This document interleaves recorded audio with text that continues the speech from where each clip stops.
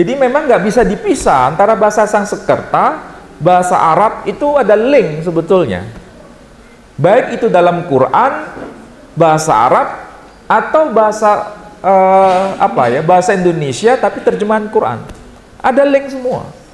Sehingga saya punya pemahaman begini, sebetulnya agama-agama di muka bumi ini asalnya dari sumber yang satu. Hanya saja Islam datang untuk menyempurnakan dan meluruskan. Itu kesimpulannya. Bukan berarti menyamakan semua agama ya, jangan salah paham. Jangan sampai ada selentingan nanti setelah kuliah ini selesai atau setelah acara ini selesai, wah ini liberal. Enggak, ini enggak liberal. Silakan dicek di mana yang beda, di mana yang sama. Om berbuah suatan sawitul warinjam Parkau dewa yati mahi diyuna prasudaya Om narayana wiwidam sarwam yakitam yadabayam Niskalu nirjanu nirwikalpu nirasata sido dewo epo Om narayana natiyun astikasi Tuhan Siwa Tuhan Mahadewa Iswara para Iswara.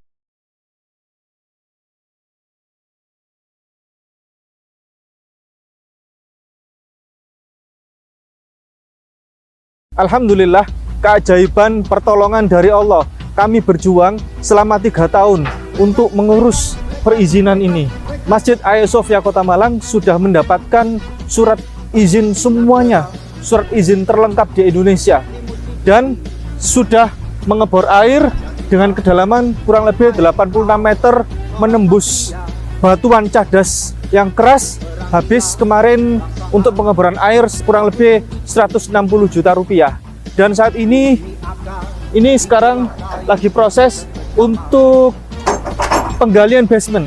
Rencananya akan segera dibangun pondasi. Berkat dukungan dan doa dari Anda semuanya, Masjid Hagia Sophia Kota Malang akan menjadi mercusuar dakwah dan pusat pembinaan mualaf nasional, berada di kawasan puncak tertinggi di Kota Malang dengan view 360. Nilai lebihnya adalah Masjid Hagia Sophia Kota Malang akan menjadi masjid yang ramah untuk semua non-muslim terutama. Kalau muslim pasti. Jadi nanti di bagian soft belakang akan kami sediakan tempat duduk bagi siapapun non-muslim yang mau belajar sholat atau ingin melihat tentang indahnya ibadahnya orang muslim. Dan tentunya nanti pasti akan kami sediakan pusat informasi kepada saudara kita non-muslim yang ingin belajar Islam. Begitu masuk ke Masjid Hagia Sophia Kota Malang, akan mendapatkan banyak sekali informasi pengetahuan tentang Islam dan perbandingan agama. Dan berdirilah benteng yang sederhana awal untuk mengabarkan kebenaran rahmatan lil alamin.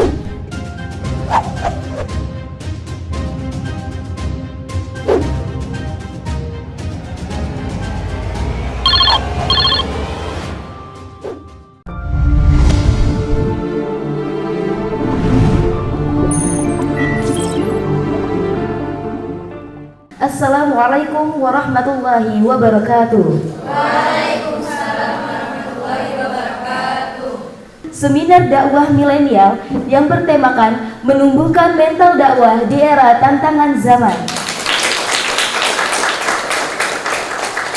Untuk mengawali acara kita pada pagi hari ini, marilah kita simak bersama lantunan ayat suci Al-Quranul Karim yang akan ditilawahkan oleh saudari kita Asia, yang akan membacakan surah Al-Baqarah dari ayat 102 hingga ayat 107. Kepadanya dengan segala hormat kami persilakan. A'udzu billahi minasy syaithanir rajim.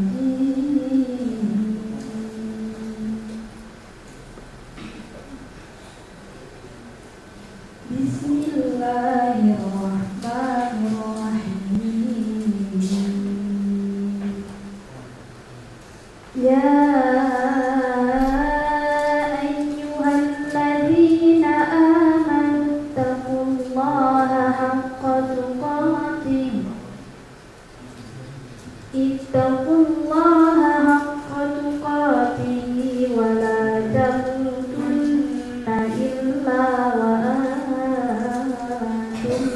مسلمون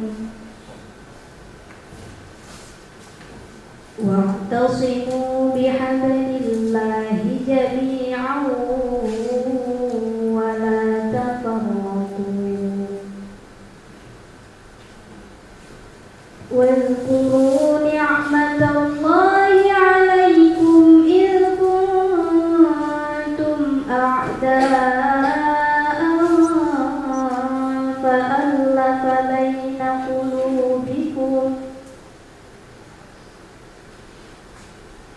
فألف بين قلوبكم فأصبحتم بنعمته إخوانا وكنتم على شفا حفرة من النار فأنقذكم منها كذلك يبين الله لكم آياته لعلكم تهتدون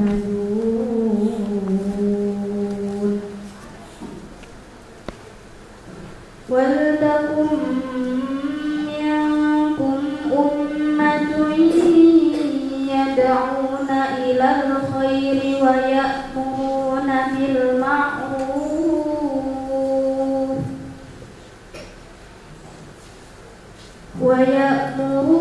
بالمعروف وينهون عن المنكر وأولئك هم المفلحون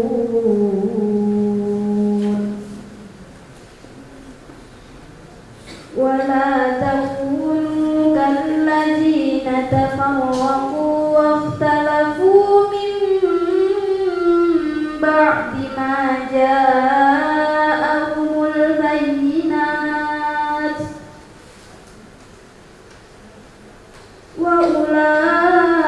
وأولئك لهم عذاب عظيم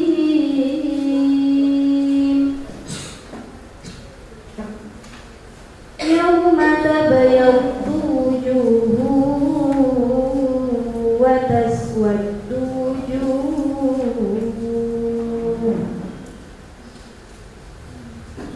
فأما الذين اسودت وجوههم أكفرتم بعد إيمانكم فذوقوا العذاب بما كنتم تكفرون وأما الذين ابيضت وجوههم ففي رحمة الله هم فيها خالدون صدق الله العظيم. Terima kasih. Wassalamualaikum warahmatullahi wabarakatuh. Sadaqallahul azim wa sadaqa ala rasulihin nabiyil karim wa nahnu ala dzalika minasyahidin wa syakirin. Hadirin sekalian, semoga dengan tilawah tadi acara ini dapat berjalan dengan lancar dan diridhoi oleh Allah Subhanahu wa taala. Amin ya rabbal alamin. Baiklah hadirin sekalian, selanjutnya kita memasuki kepada sesi materi yang pertama yang akan disampaikan oleh Al-Ustaz Profesor Dr. Minajum Ali dan Bapak Gunung. Kepada beliau dengan segala hormat kami persilahkan.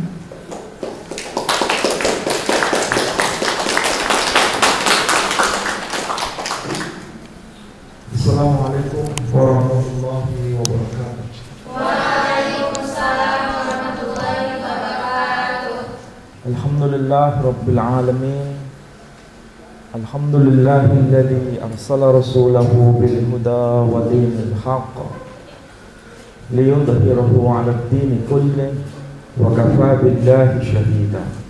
Pertama-tama yang saya muliakan para ibu bapak pembimbing, para mahasiswa dan mahasiswi Tapi nggak ada mahasiswanya ya? Mahasiswa semua dari Universitas Darussalam Gontor yang hadir di kota Batu, Malang. Alhamdulillah, saya juga mengucapkan terima kasih yang sebesar-besarnya pada pagi ini ditemani Pak Sugono dari kalangan Muslim yang mantan Hindu Tengger ya, dari Bromo.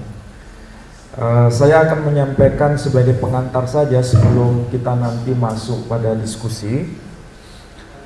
Yang ingin saya sampaikan mungkin hanya paling lambat 20 menit.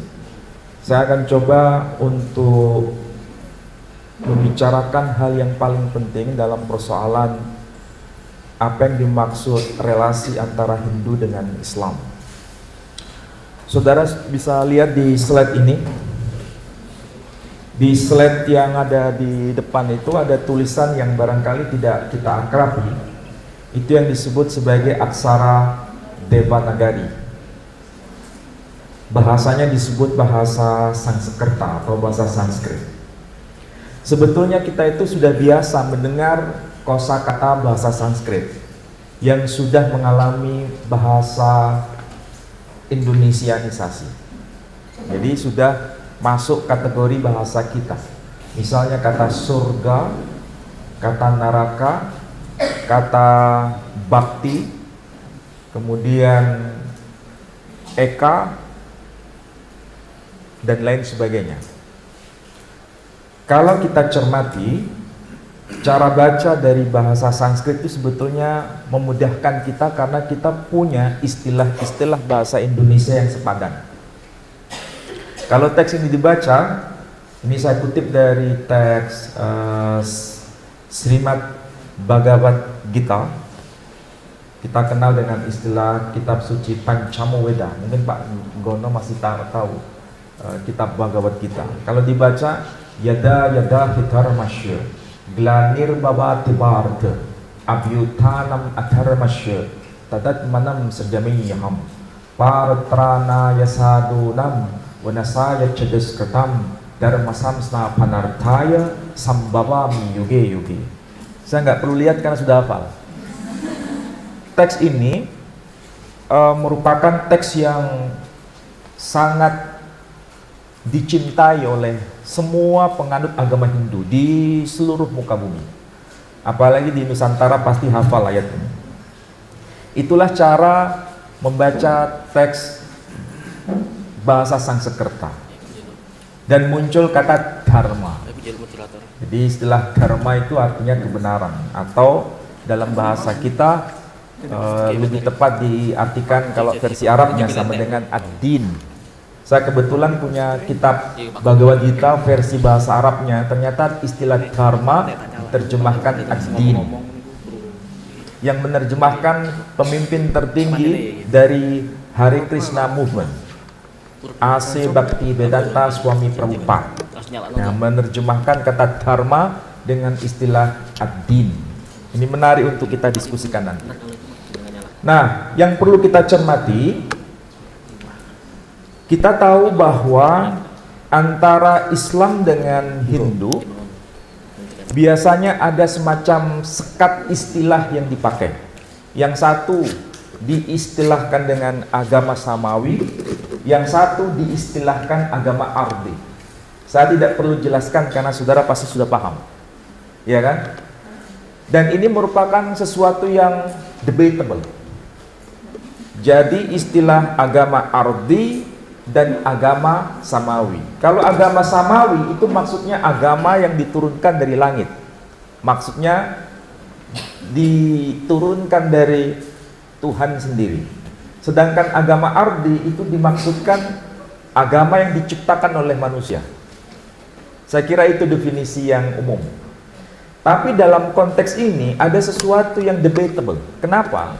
Karena kalau kita cross check dalam Quran, ada sesuatu yang menarik untuk kita diskusikan nanti. Misal, di dalam Al-Quran itu memang hanya disebutkan nama kitab Taurah, kitab Injil, kitab Zabur. Sehingga kitab-kitab itu dianggap sebagai turun dari langit. Sehingga kategorinya disebut sebagai agama samawi. Nama-nama nabinya disebutkan dalam Quran. Nama Musa, nama Isa, nama Daud. Sehingga kategorinya adalah agama langit. Bahkan ayat-ayat sucinya juga termaktub dalam Quran. Misal, saya ambil contoh. Di dalam Quran itu ada ayat yang berbunyi begini. Huwallazi khalaqa lakum ma fil ardi jami'a tsumma stawa ila samai fasawwahunna sab'a samawat. Inti ayat itu memberikan informasi kepada kita Allah yang menciptakan langit dan bumi. Inti pesannya itu. Dan di dalam kitab Taurat juga ada ayat seperti ini meskipun tidak persis sama. Bunyinya Bereshit bara Elohim et hashamayim wa et haaretz. Pada mulanya Allah telah menciptakan langit dan bumi. Sehingga disimpulkan karena ada sesuatu yang sama, maka dikategorikan sebagai agama langit. Islam berdasar pada Quran disebut agama langit. Taurat karena ada ayat yang seperti itu bunyinya sama, maka juga dikategorikan sebagai agama langit. Ini clear, semua tidak ada perdebatan. Hanya masalahnya, apakah nama kitab suci Weda termaktub dalam Quran? Tidak ada. Apakah nama kitab suci Bhagavad Gita termaktub dalam Quran? Tidak ada. Apakah nama Sri Krishna, Rama, dan lain sebagainya termaktub di dalam Al-Quran? Tidak ada. Kalau tadi kitab Taurat nama itu tercantum dalam Quran, ada. Kitab Zabur tercantum dalam Quran, ada. Nama Nabi Musa tercantum dalam Quran, ada. Ayat suci Taurat termaktub dalam Quran, ada. Pertanyaannya, apakah ada ayat suci kitab Weda termaktub dalam Quran? Jawabannya ada atau tidak ada? Hari ini saya buktikan ternyata ada. Contoh, di dalam Al-Quran itu ada ayat yang berbunyi begini. Malakaini bi Babila Haruta wa Marut. Ada dua malaikat di negeri Babel yang bernama Harut dan Marut. Kalau saudara baca kitab tulisan ulama salaf yang bernama Al-Imam Jalaluddin As-Suyuti, beliau menulis kitab Al-Itqan fi Ulumil Quran. Beliau menjelaskan ada istilah-istilah yang non-Arab tapi kemudian diarabkan. Ada yang dari bahasa Yunani, ada yang dari bahasa Ibrani, ada yang dari bahasa Parsi yang mengalami proses Arabisasi dan itu terserap dalam Quran. Salah satunya adalah Maruta. Dan dari mana itu sebetulnya asal kata Maruta? Ternyata kalau dicek ternyata berasal dari kitab Rig Weda. Dan memang dikenal dengan istilah Dev Haruta, Dev Maruta. Apa maksud dari Dev Haruta? Ya Dewa Harut. Dev Maruta, Dewa Marut. Istilah Dev dalam bahasa Sanskerta itu artinya cahaya. Tetapi dia diciptakan.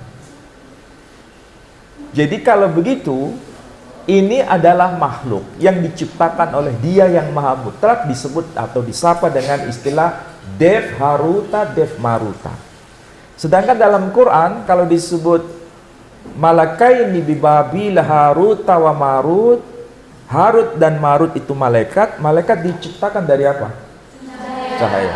Berarti antara makna nur, cahaya, dengan Dev, cahaya, artinya sama. Dan itu termaktub dalam kitab Rig Weda. Jadi ada relasi antara Quran dengan Rig Weda sebetulnya. Ini contoh pertama. Contoh yang kedua, dalam Quran itu ada ayat yang berbunyi wa min ayatihi manamukum bil-lail wan nahari wa ibtighaukum min fadlih. Dan dari sebagian tanda-tanda kekuasaan Allah, Dia jadikan malam untuk istirahat kalian dan Dia jadikan siang hari untuk mencari rizkinya Allah. Itu kesimpulan dari ayat Quran. Pertanyaannya, ternyata ayat ini dijumpai di dalam kitab yang namanya Manawa Dharma Sastra. Pak Sugono masih tahu kitab Manawa Dharma Sastra? Ada Sara Samucaya, ada Manawa Dharma Sastra, ada Rigveda, Yajurveda, Samaveda, Atharvaveda. Semua itu adalah kitab-kitab Hindu. Manawa Dharma Sastra, kitab Manawa Dharma Sastra, ya, itu diambil dari 3 kata. Manawa Dharma Sastra. Manawa itu dari kata manu. Dharma itu kebenaran. Sastra itu kitab suci. Jadi kitab suci kebenaran yang diterima oleh Manu. Siapa itu Manu? Kalau kita tanya sama orang Hindu, Manu itu adalah orang suci yang diperintah Tuhan untuk membuat bahtera besar. Barang siapa yang naik ke bahtera Manu, mereka akan selamat. Tapi yang tidak naik ke bahtera Manu, mereka akan tenggelam di samudra yang luas. Kalau begitu, siapa itu Manu? Nabi Nuh. Dan di dalam kitab Manawa Dharma Sastra itu ada ayat yang berbunyi begini. Ratri swapnaya bhutanam restayai karyama namaha. Bisa diulangi? Ratri swapnaya bhutanam. Kami jadikan buta untuk istirahat kalian. Buta itu artinya gelap, artinya malam. Ratri swapnaya butanam, kami jadikan malam untuk istirahat kalian. Restayai karyama namaha, dan kami jadikan siang hari untuk berkarya bagi makhluk hidup. Berarti sama nggak dengan isi Quran? Sama. Pertanyaannya, kalau dalam Quran ada sesuatu yang sama dengan teks yang termaktub dalam kitab agama Hindu, lalu mengapa ada pembedaan antara agama Ardi dengan agama Samawi? Itu kan secara akademik harus dibedah, ya kan? Kalau begitu definisi agama Ardi dan agama Samawi harus kita diskusikan ulang. Kalau misalnya itu diciptakan oleh manusia, berarti kenapa ada sesuatu yang sama dengan Quran? Kasus ini kan sama seperti teks Taurat yang sama dengan Quran. Teks Zabur sama dengan Quran. Nanti coba cek lagi ya, di dalam Quran surah Al-Anbiya, surah 21, ayat yang ke-105.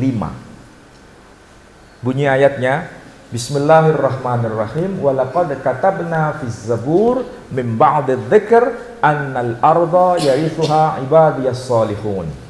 Ini ayat Quran. Tapi ayat Quran ini juga tercantum di dalam kitab Zabur. Pertanyaannya, sudahkah kita mengecek kitab Zabur yang ayatnya bunyi kayak begitu? Sudah ngecek belum? Nah, harus dicek. Kan kita sudah ada HP, bisa buka Alkitab versi Indonesia, bisa kita buka Alkitab versi bahasa Ibrani. Dan ternyata ada memang bunyi ayat begitu di dalam kitab Zabur, tapi bukan bahasa Arab, tapi bahasa Ibrani. Bunyinya apa? Shadiqin yiritu eret. Orang-orang benar itu akan mewarisi bumi. Itu sama dengan annal arda yarithuha ibadiyas salihun. Sama kan? Kalau begitu, Zabur bagian dari kitab suci dari langit atau dari bumi? Lalu kalau misalnya ada kitab Manawa Dharma Sastra sama dengan kitab Quran, Manawa Dharma Sastra diciptakan manusia atau dari Tuhan sendiri? Nah, silakan definisikan ulang. Ini diskusi yang cukup menarik untuk membedah teori ini kira-kira masih bertahan atau tidak. Itu yang pertama. Yang kedua, supaya nanti saudara-saudara bisa tahu sedikit ya. Di dalam tradisi Hindu yang saya tahu ya, berdasarkan apa yang pernah saya pelajari, itu ada statement berkaitan dengan Aham Eka Brahman. Atau ayat ini aja, Indra Mitram Garunam Agnim Ahur, atau Divyasa Suparno Garut Mam Ekamsan Sat Fibra Bahuta Vadanti Agnim Yamam Matar Wisvanam Ahu. Kalau diterjemahkan secara harfiah, Tuhan yang Maha Satu, keberadaan yang Maha Satu itu dikenal oleh orang-orang suci dalam berbagai nama. Bisa disebut Agni, bisa disebut Yama, dan lain sebagainya. Ini semua adalah saharsanama. Saharsanama itu sama dengan nama-nama Tuhan yang indah. Dan di dalam Islam sendiri ada istilah Asmaul Husna. Jadi kalau nanti disebut ada Indra, Mitra, Garut, Man, dan lain sebagainya, ada termasuk Brahma, Wisnu, Siwa. Brahma itu sama dengan Al-Khaliq sebetulnya. Siwa itu sama dengan Malik, Al-Malik. Makanya di dalam tradisi Hindu disebut Siwa Nataraja. Siwa Nataraja. Hanya bedanya kalau dalam Islam nama-nama Tuhan itu tidak boleh dipersonifikasi. Tidak boleh dibuatkan patung, tidak boleh dibuatkan gambar. Itu tradisi Islam. Tapi kalau tradisi Hindu itu diperkenankan menjadikan syaharsanama, nama-nama Tuhan yang indah dalam wujud gambar atau dalam wujud patung. Itu bedanya. Disinilah kita mulai paham, berarti ada sesuatu yang sama, ada sesuatu yang beda. Dalam hal apa? Yang satu dipersonifikasi, yang satu tidak boleh dipersonifikasi. Dalam tradisi Hindu ada dua pemahaman. Bagi orang awam boleh memuja Tuhan dalam personifikasinya. Tapi dalam tradisi kaum Brahmana, kaum yang tingkat intelektualnya tinggi, tidak diperkenankan untuk mempersonifikasi nama-nama Tuhan. Nah, itulah sebabnya ini kata-kata kunci ya, nanti kita bisa diskusikan dengan Pak Sugono.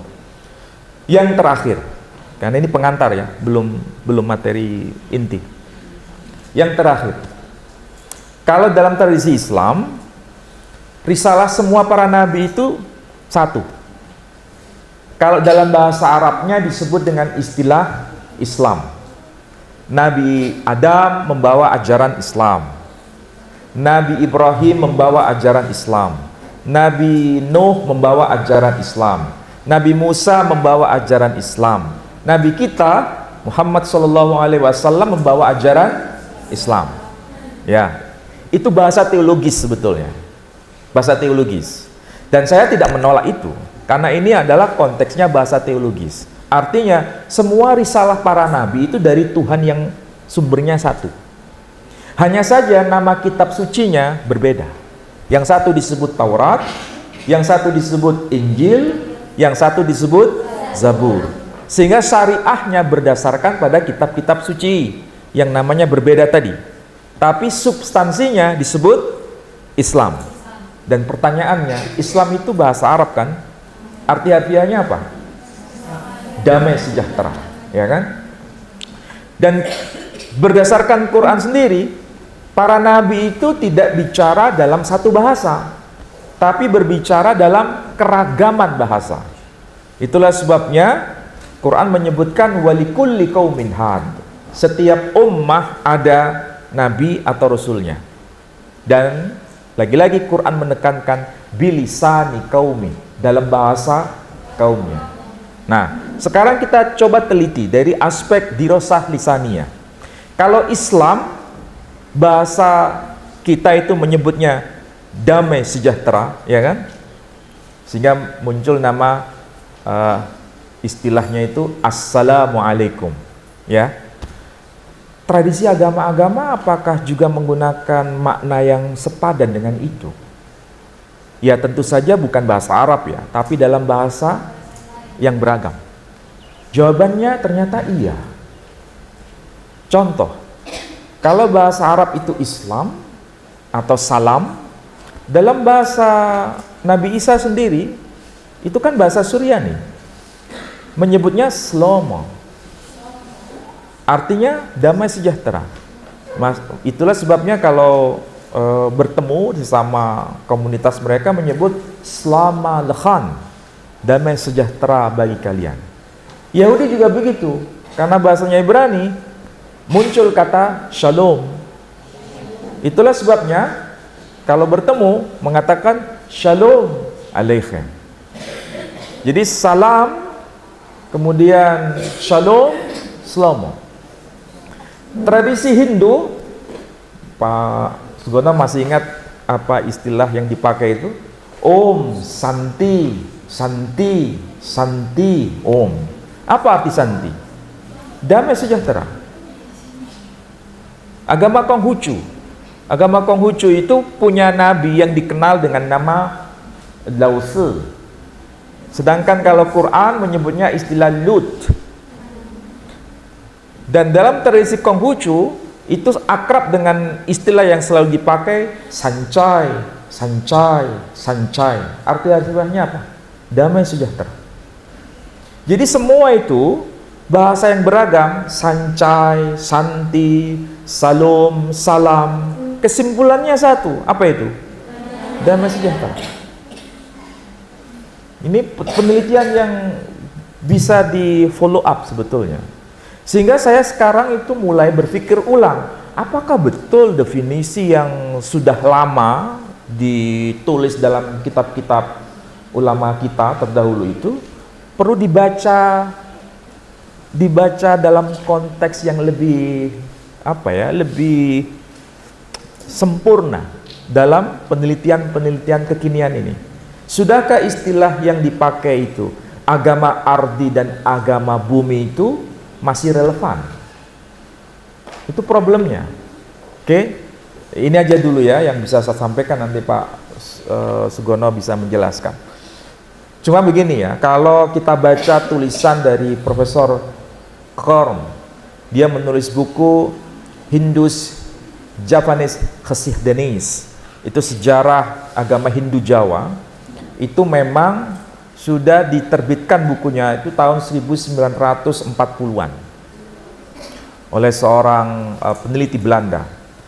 Dan memang ada pembedaan antara Hindu di Jawa dengan Hindu di India.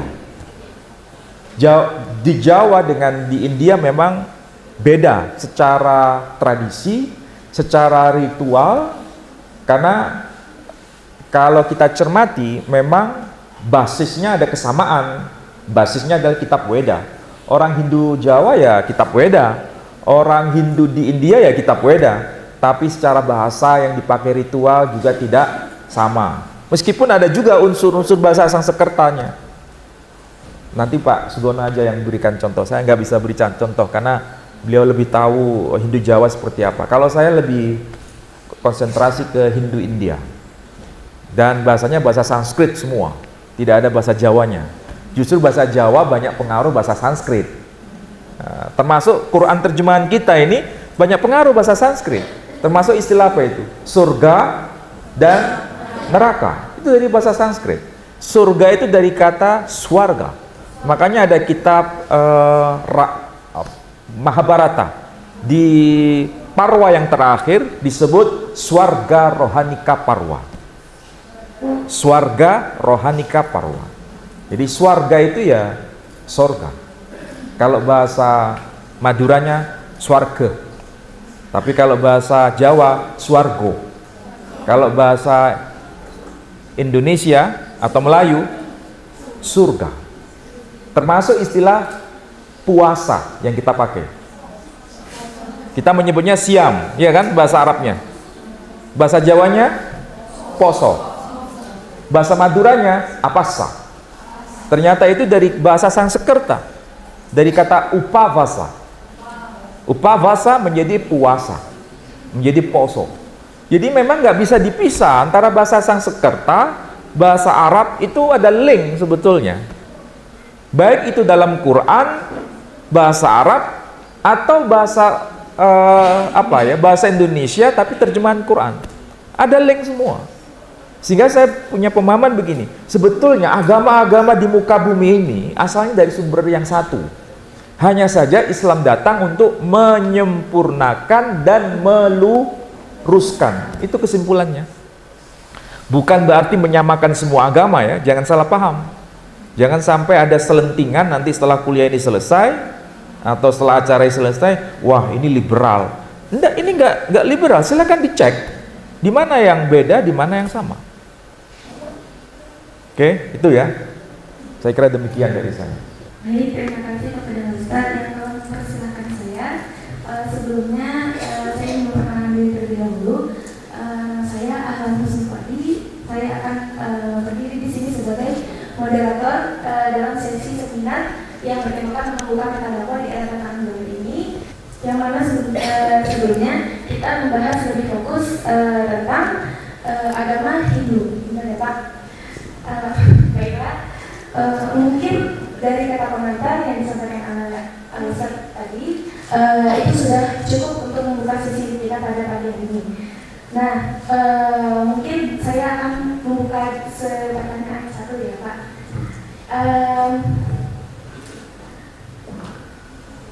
Apa kira-kira kalau perbedaan yang paling spesifik dari agama Hindu yang di Jawa dengan agama Hindu yang di India?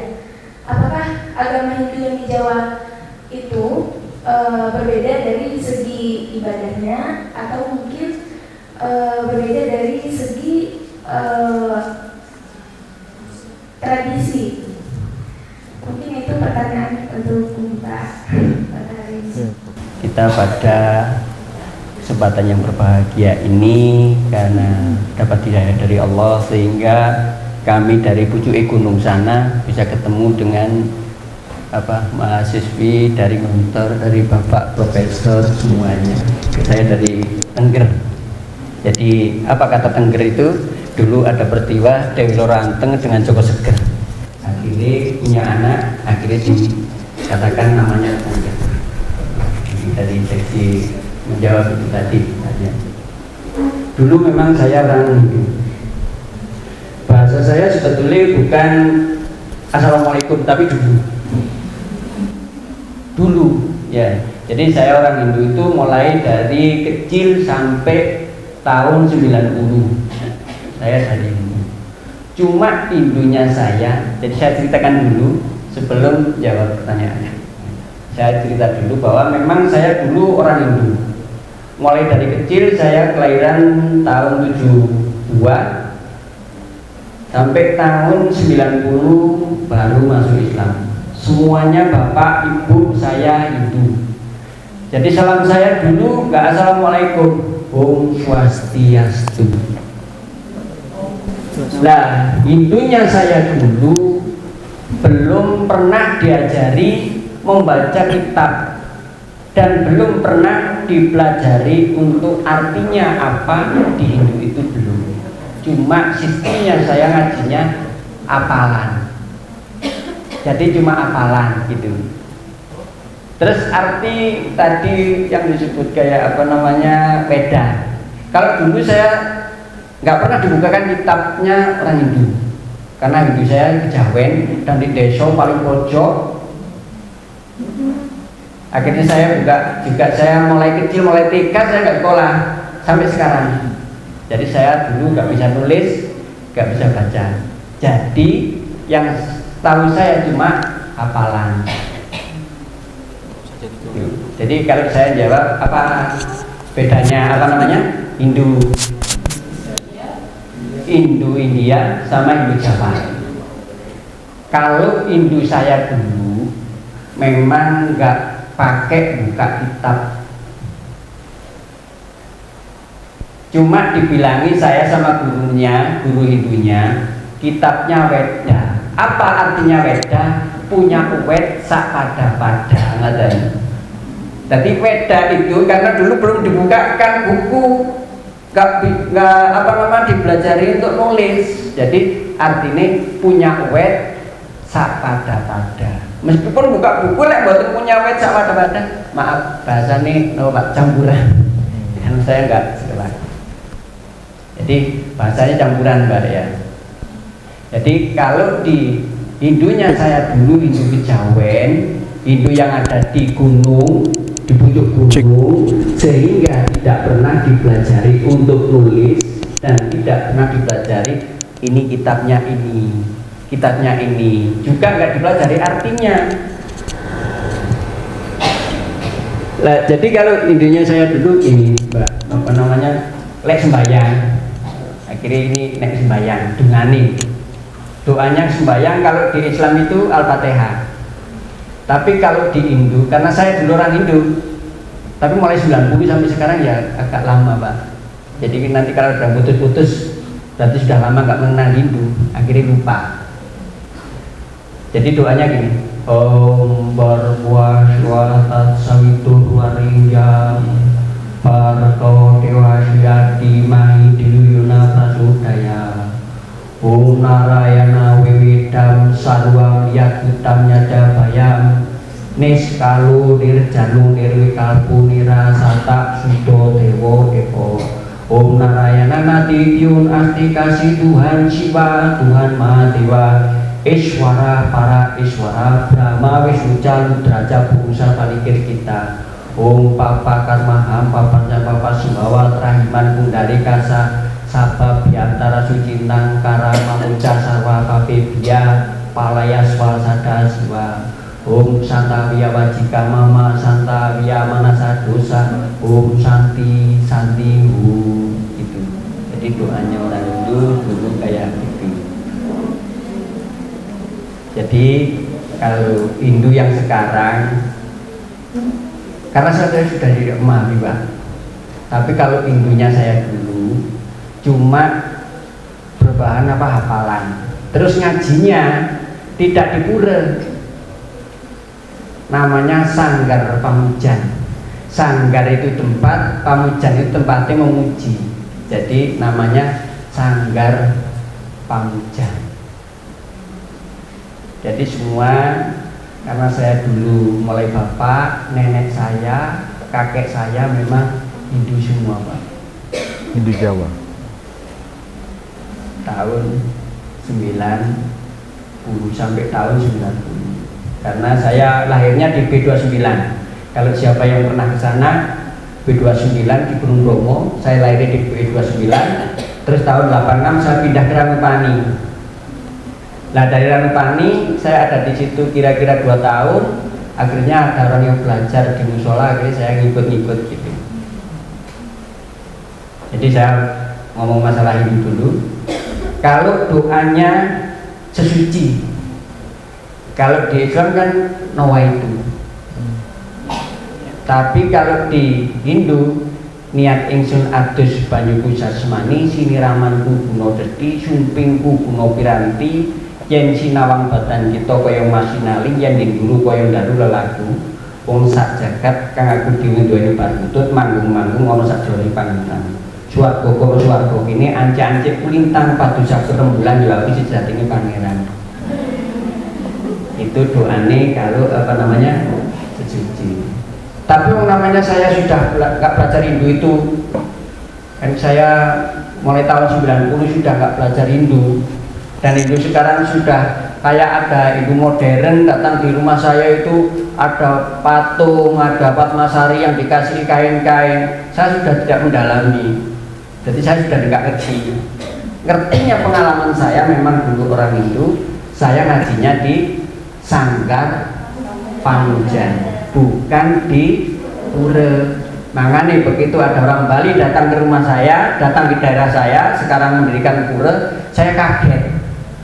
Hindunya mungkin ke orang dulu, gitu kan. Hindu saya itu nggak seperti itu, nggak ngasih tamping tiap pojokan dikasih tamping, enggak.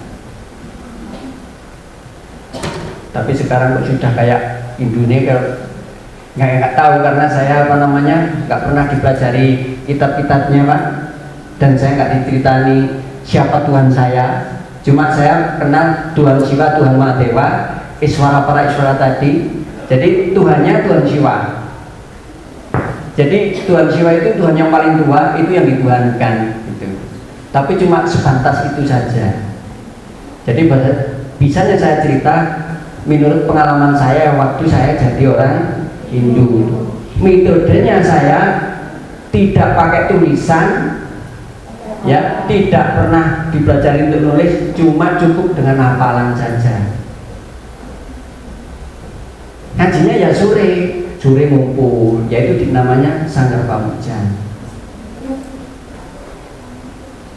Jadi kalau sekarang sudah ada kitabnya yang macam-macam, memang saya belum pernah tahu dan saya nggak pernah dipelajari karena saya nggak sekolah, mulai TK sudah nggak sekolah. Makanya saya memang Hindu Kejawen yang ada di pucuk gunung sana, dan ngajinya nggak usah pakai tulisan, cuma cukup dengan hafalan. Cuma doanya ya sebagian masih ada yang ada doanya witip bumi kodong seto tan salini umit urip tan salini iman dan gusti sun ayu cekake sarira sing sun gede daging balung susung tanono kang kari cahyo milyo kang ayomi. Itu doanya supaya doa keselamatan.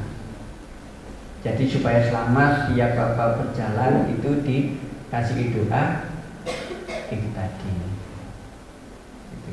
Cuma yang masih hafal betul ya, kok di Islam Al-Fatihah itu berbuah itu memang masih hafal sampai sekarang. Kalau yang lain-lain sekarang kan di dekat rumah saya juga ada pura, ada gereja, ada masjid. Cuma intinya di daerah saya sekarang banyak orang Bali. Sudah berbeda dengan ibunya saya dulu, Pak. Ibunya kayak sudah modern gitu loh. Jadi ya bukan saya olok-olok, saya dulu memang orang Hindu, tapi ibunya sekarang sudah kayak berubah. Dari zamannya saya masih jadi orang Hindu. Okay. Terus saya teruskan cerita dulu ya Mbak ya, nanti sampai tanya. Jadi saya begitu habis jadi orang Hindu tahun 90, saya sama keluarga saya dan bapak yang memang mungkin dapat hidayah, tidak ada yang ngajak, tidak ada yang datang ke rumah saya, akhirnya semua masuk Islam. Terus saya ngumpul di musola untuk belajar ngaji sedikit-sedikit. Terus bapak saya yang alhamdulillah karena mungkin dapat hidayah dari Allah, langsung mewakafkan tanahnya supaya anaknya masuk Islam semua di B29. Disuruh membuat masjid itu bukan tanah dibatasi, enggak, disuruh buat masjid sampai seberapa besarnya enggak apa-apa wis. Yang penting anak saya semuanya bisa masuk Islam. Karena katanya bapak saya meskipun masih orang Hindu, ini nanti yang akan mengantarkan saya untuk mendoakan saya. Makanya di sana masjidnya dinamakan Masjid Al-Hidayah. Karena tidak ada yang ngajak, tidak ada yang nyuruh, tidak kedatangan Pak Ustadz dulu loh, tahun 90, tidak kedatangan Pak Ustadz, tidak kedatangan siapa, langsung semuanya masuk Islam, Pak. Ya alhamdulillah saya begitu masuk Islam tahun 92 saya disuruh ke pondok pesantren. Saya kaget. Saya orang Hindu disuruh masuk pondok pesantren. Ya masuk saya di pondok di daerah Sidoarjo, Pondok Al-Fatah namanya, Yaya Haji Subroto. Di sana pondok 1 tahun. Karena nggak kerasan. Saya kan di rumah itu dingin, tempatnya dingin sekali. Kalau ada di kota itu panas. Akhirnya nggak kerasan. Pulang. Ya alhamdulillah sekarang masih bertahan sebagai orang Islam dan sekarang bisa bertemu sama mahasiswa, sama Pak Ustadz. Bisa sedikit menyampaikan. Jadi saya memang dulu orang Hindu semua, kalau dari istri saya itu dari Kristen. Jadi dulu sebelum nikah dengan saya begitu masuk Islam tahun 92 saya masuk pondok, pulang dari pondok tahun 95 saya sudah nikah. Cuma istri saya tahun 90 masih ngajinya di gereja. Jadi masih kenal dengan haleluya. Ya, Salom itu masih kenal. Cuma ya itu, cuma gak dipelajari apa kitabnya apa enggak.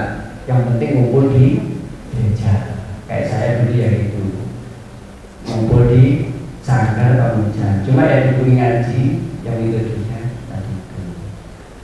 Jadi semuanya sekarang saya itu ada 4 saudara yang di Biro 9.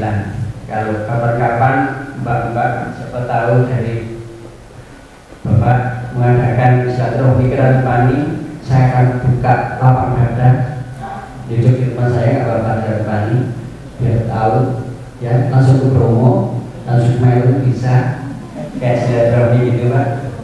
Ya boleh saya berikan karena saya merasa bahwa orang Islam itu ternyata banyak saudaranya. Jadi di mana-mana ternyata orang Islam itu banyak saudara. Jika ingin Bapak Profesor juga kepingin sana mampir, Pak. Jadi ibu saya memang dulu saya orang Hindu. Kebetulan sekarang saya 4 saudara sudah semua masuk Islam. Yang 1 sudah naik haji, yang 2 sudah umroh. Tinggal saya sendiri yang belum umroh. Mudah-mudahan Allah manggil saya mundur lainnya. Amin. Jadi rumah saya memang jauh sana.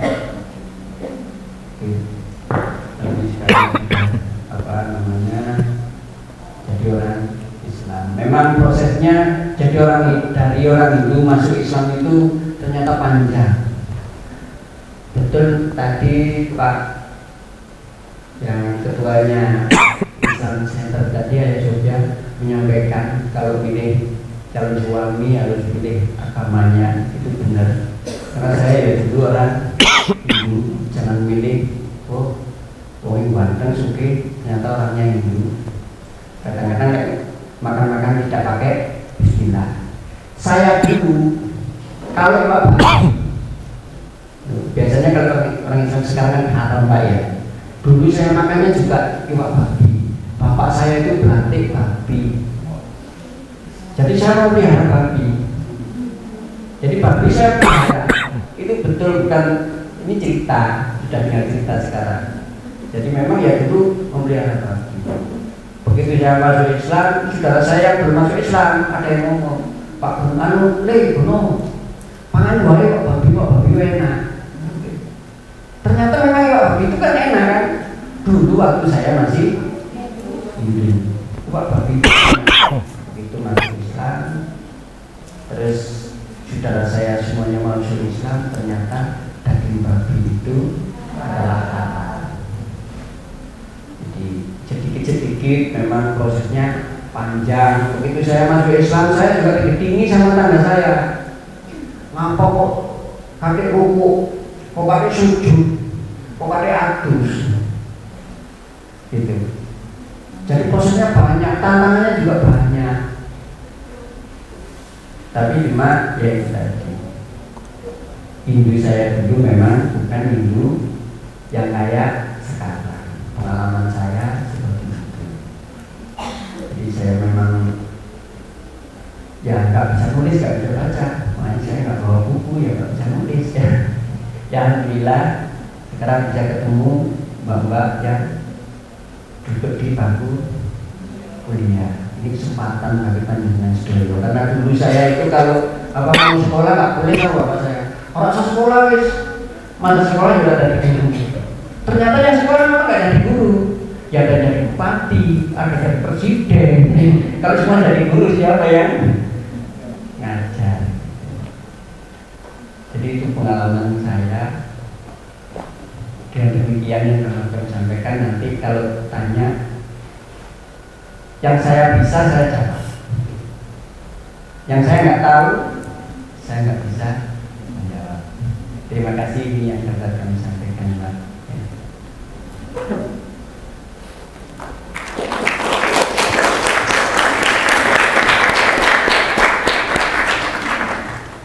Terima kasih kepada Bapak Sulono atas jawabannya. Mungkin ada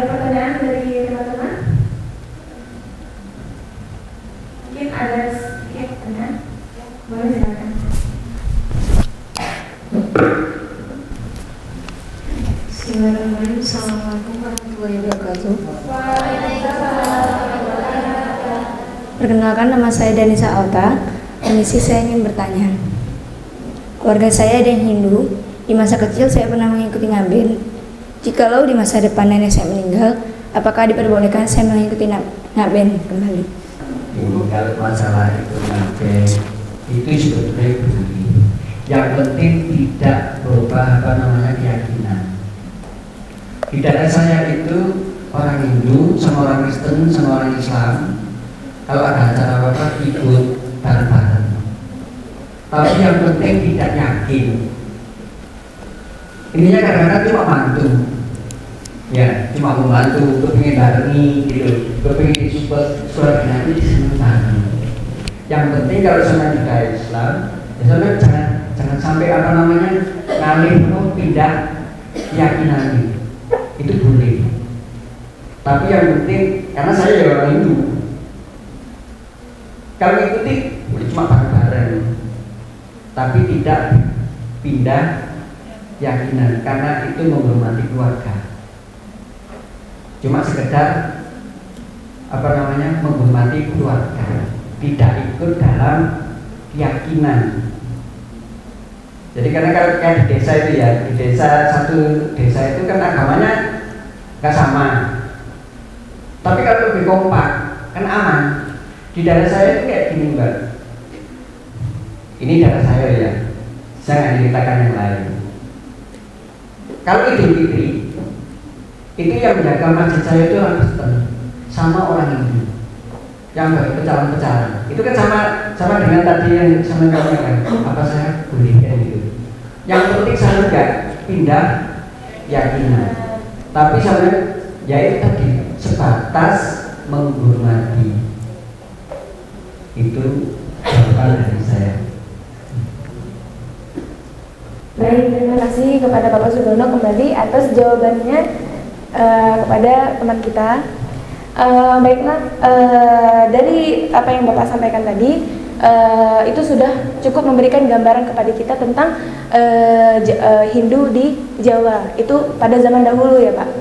Nah, kemudian berkaitan lagi dengan agama Hindu, bagaimana kira-kira tanggapan Bapak Menakem akan tentang Hindu yang tadi di Jawa tadi, mulai dari tadi cara menghafal kitab yang kitab Veda, kemudian ibadah di sanggar Pamuja. Nah, itu bagaimana tanggapan Bapak tentang hal tersebut? Tadi saya sempat menyimak apa yang beliau sampaikan, terutama ketika merapalkan doa-doa. Saya teliti beberapa istilah yang beliau ucapkan tadi, ternyata ada semacam campuran bahasa Sangsekerta dengan bahasa Jawa kuno. Ada campuran di sini. Saya tidak mengatakan itu salah atau benar, karena itu bukan wewenang saya untuk mengatakan itu benar atau tidak. Tapi yang jelas kalau di India full bahasa Sangsekerta, tapi kalau di Jawa ada campuran Sangsekerta dengan bahasa Jawa kuno. Termasuk istilah yang akrab di telinga kita, tadi sudah memberikan contoh doa Al-Fatihah versi Hindu, ya kan? Kalau yang saya tahu itu bunyinya begini: Om Bhurbhuvaswaha Satsaviturbarinyam Bargo Devasyadi Mahi Diyo Yona Prachodayat Om. Ada mirip, cuma beliau logatnya logat Jawa, ya, logat Jawa, jadi memang agak beda. Kalau di Bali beda lagi logatnya. Tapi kita yang paham bahasa Sangsekerta akan tahu, oh ini mengalami proses Jawanisasi, oh ini mengalami proses Balinisasi. Tapi bahasa Sangsekertanya nggak hilang.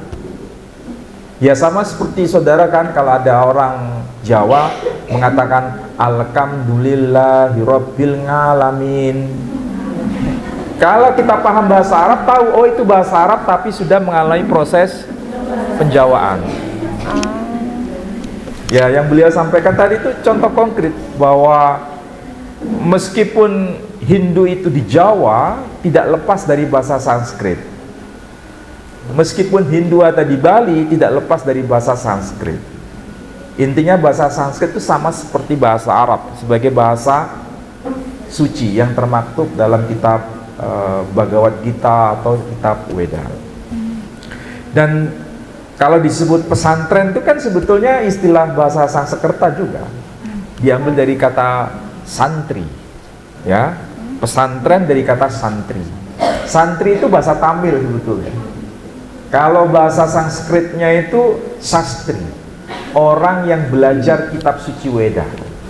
Sedangkan kitab suci Wedanya disebut sastra. Jadi sastra itu kitab suci Weda. Yang belajar kitab suci Weda disebut sastri dalam bahasa Sanskerta atau santri dalam bahasa Tamil. Nah, tadi saya menyimak apa yang beliau sampaikan, ternyata beliau itu aliran Shiva, bukan aliran Vaishnava. Kenapa? Karena yang dipuja itu yang lebih didominankan atau Istadevata, maksudnya yang sering dilafalkan itu adalah nama Shiva. Om Namah Shivaya. Saya kira masih hafal. Om Namah Shivaya. Jadi Shiva yang dijadikan acuan. Ini berarti bukti memang betul aliran Hindu yang masuk ke Jawa itu mayoritas adalah aliran Shiva, bukan aliran Vaishnava. Ini sama seperti madhab kalau dalam bahasa bahasa Islamnya, madhab. Dan itulah karakter yang tadi disampaikan. Tapi ada istilah Om Pukulun juga ya. Apa itu Om Pukulun? Om Ulun. Om Ulun. Saya tidak tahu itu dari. Om Ulun itu seperti kayak salam gitu, Pak. Oh. Sama. Tapi yang jelas itu bukan bahasa Sanskerta, itu bahasa Jawa, bahasa Jawa. Om Ulun bahasa Gelanggeng gitu. Iya. Jadi apa namanya? Hindu di Jawa ini memang lebih banyak tradisinya kuat sekali dibanding yang ada di India. Banyak varian-varian, tapi dalam konteks tradisi ya, dalam konteks tradisi, bukan dalam konteks yang lain.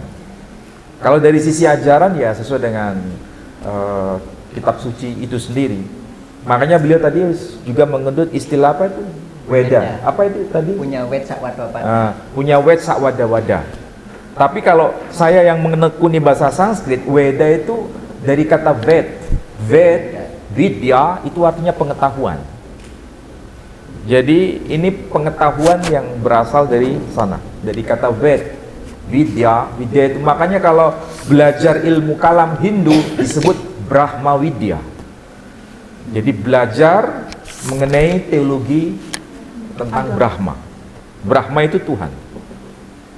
Itu asal usul dari kata Weda, dari kata Wed. Tapi kalau beliau menerjemahkan Wed sak wada-wada. Wed itu apa artinya? Wed. Kayak kesopanan gitu, Pak. Oh, berarti beda makna kan? Kayak akhlak gitu loh. Ya, beda makna sudah. Beda makna. Saya nggak bisa menjelaskan ini apakah salah, apakah ini benar, karena saya tidak punya kepentingan di situ. Tapi saya hanya mengkaji secara akademiknya saja, supaya nanti saya tidak disalahkan oleh orang apakah dia orang Hindu atau orang Muslim. Dan saya konteksnya kajian akademik saja. Oke, saya kira itu ya yang bisa saya jawab.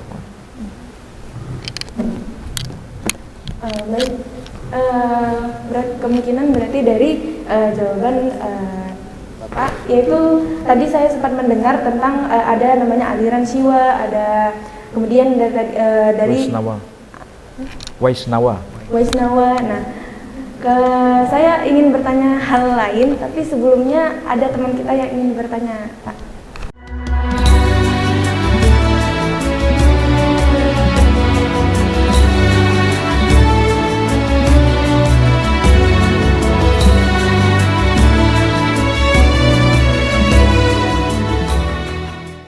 Mohon maaf Ustadz, sebelumnya karena kami juga baru terjun di mempelajari tentang keagamaan seperti ini, kami masih sangat awam mengetahui hal ini. Jadi pemahaman saya dan saya mengetahui tentang agama-agama lain itu juga baru berasal dari beberapa buku saja ataupun dari pencarian internet, Ustaz. Nah, di pencarian itu saya menemukan bahwa kan sedari tadi kami membicarakan tentang persamaan antara Hindu di India dan Hindu di Jawa merupakan dari sisi kesamaan di bahasa Sanskrit. Jadi saya di pencarian itu menjelaskan bahwa jikalau di India lebih mengarah pemuja anak mengarah kepada personifikasi seperti kepada siwanya saja atau ke brahmananya saja. Sedangkan kalau di Indonesia pada masa kini orang-orang lebih terpaku pada Sang Maha Kuasa atau disebut dengan Sing Hyang, Ustaz.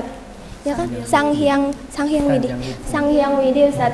Lalu apakah dari sistem kepercayaan yang berbeda itu mengatakan bahwa ada penyelempengan, ada penyimpangan dari agama tersebut, Ustaz? Lalu terima kasih, Ustaz. Cukup sekian. Saya jawab dulu ya. Kita harus tahu dulu istilah hyang itu adalah istilah bahasa Jawa kuno. Hyang, H-Y-A-N-G kalau dilatinkan. Itu istilah bahasa Jawa kuno yang sama maksudnya dengan istilah Tuhan dalam bahasa Indonesia. Makanya istilah hyang itu masih dipakai dalam tradisi Islam atau tradisi non-Muslim. Misal, sembahyang duhur, sembahyang asar, sembahyang maghrib, sembahyang subuh. Jadi istilah hyang itu artinya menyembah, sembah ya. Kemudian hyang, maksudnya menyembah Tuhan. Jadi sembahyang menyembah Tuhan. Di waktu apa? Asar, maghrib, isya, dan lain sebagainya. Dalam tradisi Katolik juga ada istilah itu, tapi bukan sembahyang asar, tapi sembahyang misa. Menyembah Tuhan pada konteks perayaan misa. Ya.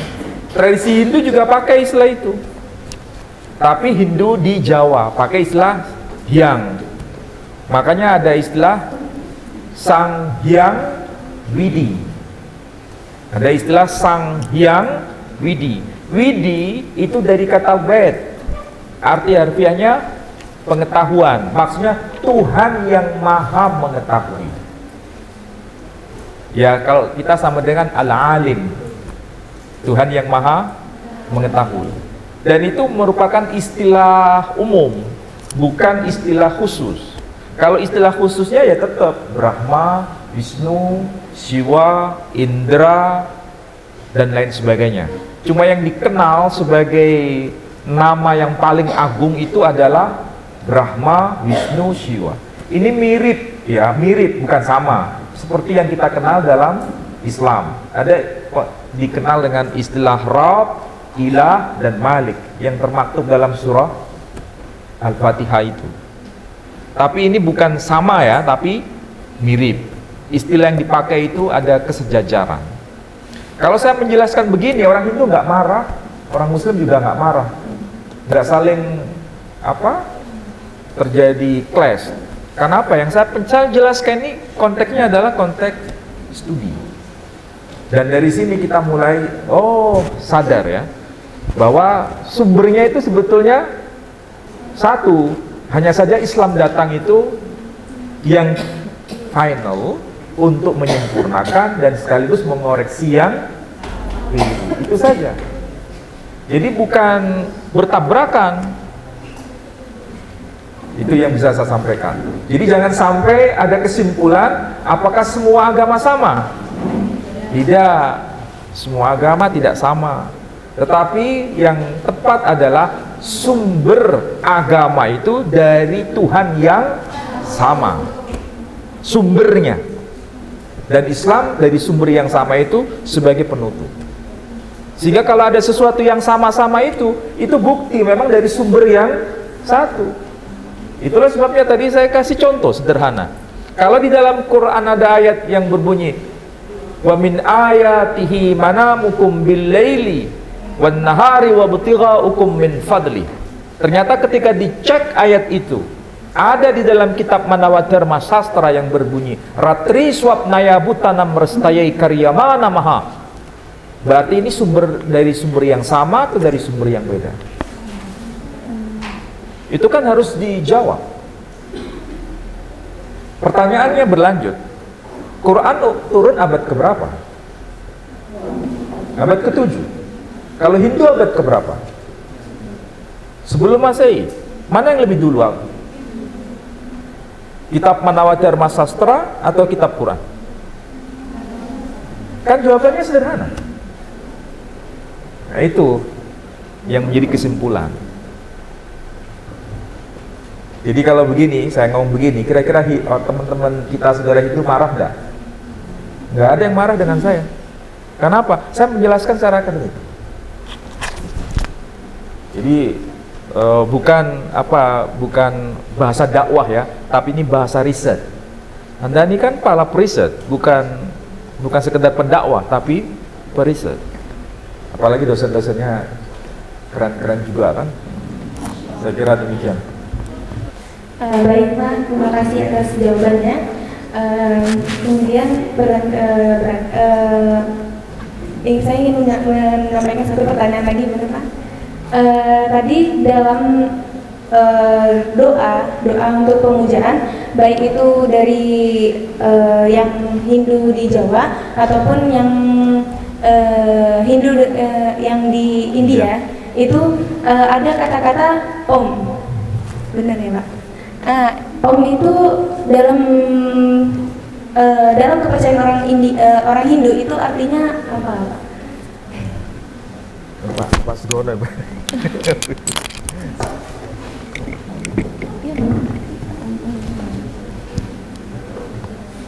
Jadi jawabannya Om itu sama dengan Bismillah. Artinya kayak Bismillah itu. Kayak Bismillah kan nyebut asmane Bismillahirrahmanirrahim, nyebut asmane Gusti Allah sing sifate welas asih. Karena saya dulu, tadi saya sampaikan, saya dulu tidak pernah ngaji kitab. Kalau saya waktu saya mendengar di daerah saya itu artinya sama dengan Bismillah. Om Swastiastu. Jadi Om itu sama dengan Bismillah. Artinya sama. Jadi nyebut apa tadi Sanjamiti itu dengan sebutan Om Parwa Syiwatat Sawitur Warinyam, tapi Om itu sama dengan artinya sama dengan Bismillah. Karena saya dulu tidak dipelajari artinya, jadi kalau saya memang artinya sama dengan Bismillah. Jadi Om itu artinya sama dengan Bismillah. Baik, terima kasih kepada Bapak Sudono. Berarti Om ini adalah sebutan untuk yang mengagungkan Tuhan, Tuhan. Baik, bagaimana pendapat Bapak Mukim akan hal itu? Ya, secara substansi apa yang beliau jelaskan itu sudah benar. Karena kalau istilah Om itu merupakan akronim dari nama-nama Tuhan. Nama-nama Tuhan yang indah tadi, yang dalam bahasa Sanskerta disebut Sahar Sanama, 1000 nama, itu diringkas dalam 3 huruf. Dan itu dilambangkan dengan, tahu lambangnya ya, seperti ada angka 3 itu. Ya seperti itu. Itu perlambang sebetulnya. Dan kalau diarabkan, ya sama dengan istilah Bismillah, dengan nama Allah. Tapi itu bahasa simbol sebetulnya dalam tradisi Hindu. Tapi kalau misalnya ada orang Muslim yang sudah Muslim kemudian berdoa dengan menggunakan Om, kira-kira boleh atau tidak? Ya, secara fikih tidak boleh, secara fikih. Tapi kalau dicari kesejajaran makna secara bahasa riset, ya tidak ada problem karena maksudnya sama. Tapi karena ini kaitannya dengan ritual, tidak boleh disama-samakan. Sama seperti begini kalau saya membahas apa bedanya assalamualaikum dengan shalom alaikum. Maknanya sama atau beda? Maknanya sama. Tapi ketika kita sholat kemudian Hamidum Majid, ketika bertahiyat kemudian Shalom alaikum, Shalom alaikum, ini nggak boleh. Kenapa? Karena sudah masuk kategori ritual. Tapi ketika dalam konteks kajian seperti ini, Assalamualaikum maksudnya sama dengan Shalom alaikum, tidak ada problem. Jadi persoalannya bagaimana kita menjelaskan secara detil mana yang sama, mana yang beda, mana yang ini yang masuk kategori ritual dan mana yang hanya dalam konteks kajian kebahasaan. Itu yang harus dicermati begitu. Jadi kesimpulannya apa tadi? Om itu maksudnya sama dengan Bismillah kalau dalam versi bahasa Arabnya. Iya benar, sudah tepat. Dan kalau kita baca Bismillahirrahmanirrahim secara teliti, itu menyebut berapa nama di situ? Tiga nama. Allah itu yang Maha Rahman, Allah juga yang Maha Rahim. Kayaknya ini memang bahasa simbol, dan memang harus dicermati secara arif supaya kita tahu mana yang benar dalam konteks kajian keagamaan. Saya kira demikian ya. Oh iya, kalau tidak salah saya pernah dapat buku dari Pondok Pesantren Gontor, itu Muqaranatul Adyan. Ya. Bukunya itu kalau nggak salah covernya biru sih nggak salah. Ada satu lagi yang covernya putih. Itu biasanya dipakai di kampus. Jadi kalau tidak keliru yang cover biru itu diajarkan di tingkat semacam SMA. Ya, kalau yang cover putih itu di kampus. Kalau nggak keliru ya semester awal sudah diajarkan.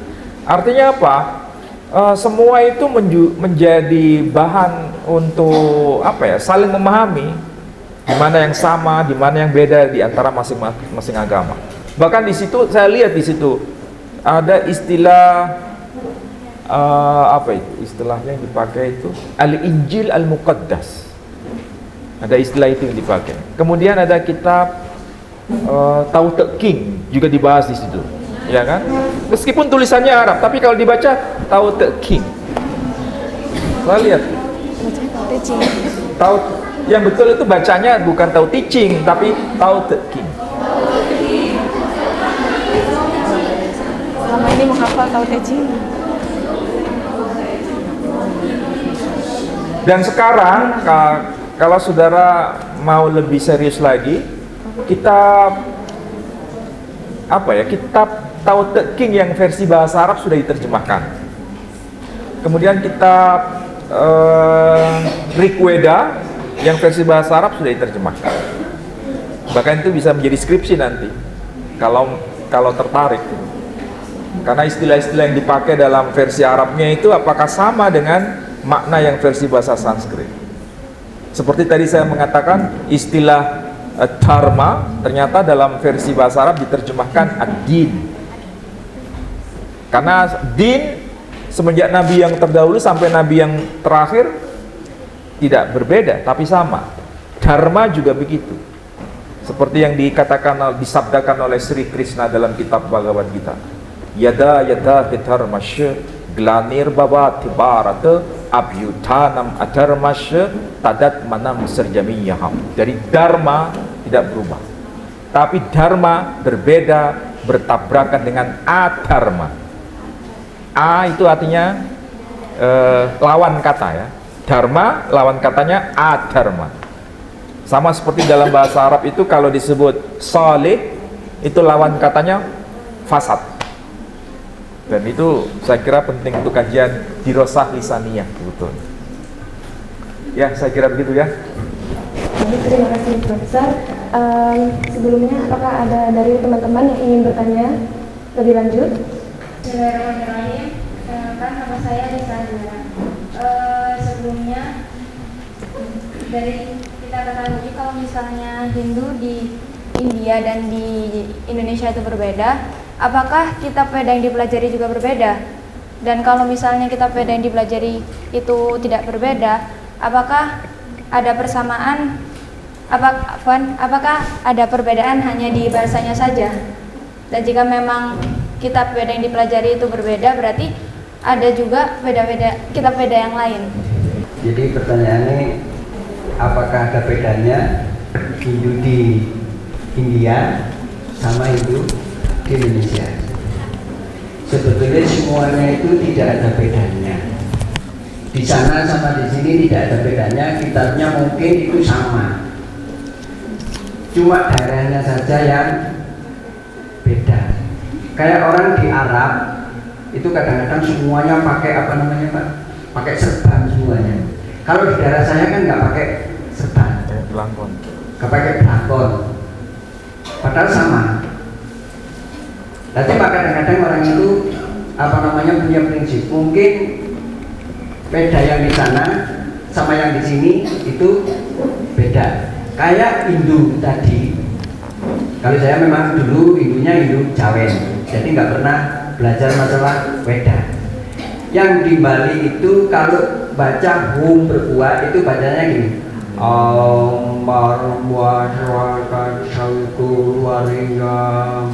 Kalau daerah saya hum berbuah suwata sawitur waringam. Nah itu yang menjadikan kayak apa namanya beda. Jadi caranya gitu loh. Sebetulnya kalau Veda itu kayaknya, karena saya nggak pernah pelajari, itu cuma satu. Tidak ada Veda yang dua. Karena artinya Veda itu punya wed pada tadi. Jadi tidak ada bedanya Hindu yang di sana dengan Hindu yang di sini. Karena cuma cara bacanya yang berbeda. Sama dengan Al-Quran. Al-Quran kalau dibaca biasa Bismillahirrahmanirrahim. Kalau dilakukan Bismillahirrahmanirrahim, kadang-kadang orang yang berbicara gini, ini Arab kok mulu macam ini kok ini, gitu. Jadi sebetulnya cuma perbedaannya cara membacanya. Itu jawaban dari saya. Baik, terima kasih Pak Sugono. Baiklah, apakah ada yang ingin bertanya kembali? Perkenalkan, nama saya Delia Francisca Yulandari. Saya izin bertanya, untuk asal mulanya orang-orang yang di Indonesia ini menganut agama atau kepercayaan animisme dan dinamisme, yaitu kepercayaan terhadap nenek moyang. Nah, bagaimana bisa agama Hindu yang berasal dari India itu bisa berpindah ke Indonesia, dan apa saja tantangan-tantangannya dari orang-orang Hindu sana yang menyebarkan agama Hindu ke Indonesia sampai bisa berdirinya suatu kerajaan-kerajaan yang banyak di Indonesia sampai bisa menyatukan Nusantara seperti sekarang. Sekian dari saya. Terima kasih. Wassalamualaikum warahmatullahi wabarakatuh. Kalau dulu apa namanya kepercayaannya ke animisme. Saya nggak ngerti apa animisme itu. Kepada roh, arwah. Terus sekarang ke zaman sekarang.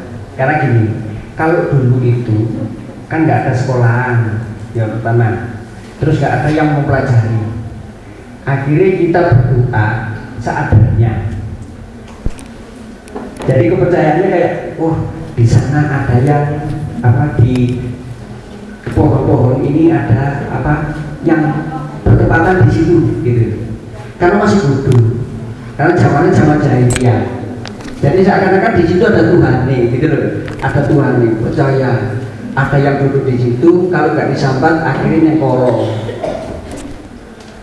Karena sekarang sudah zamannya modern, ya akhirnya pindah kepercayaannya kayak seakan-akan dipindah. Karena ini sudah apa namanya belajar.